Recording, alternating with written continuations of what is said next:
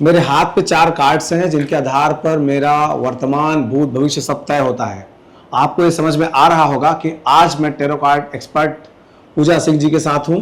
पूजा जी, हमने बहुत अच्छी बातचीत की है। पूजा जी और हमारी बातचीत पूरी वीडियो YouTube पर आ चुकी है। जाइए जल्दी से और आपके मन की तमाम जिज्ञासाओं को शांत करने का प्रयास मैंने किया है। आप जा करके पूरी इंटरव्यू देखिए। पूजा जी, कैसे लगे बातचीत आपको? सर बहुत अच्छा, बहुत ही ज़्यादा इंटरेस्टिंग पॉडकास्ट था ये, और मेरे लिए मतलब एक नया एक्सपीरियंस था, मैं ये बोलूँगी।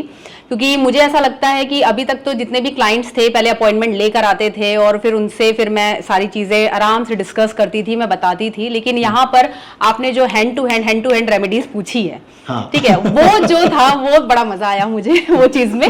और आपके मतलब क्वेश्चन करने का भी तरीका बहुत अच्छा लगा मुझे। तो जल्दी जाइए YouTube पर जाइए, YouTube पर जाकर के इस पूरे वीडियो को देखिए।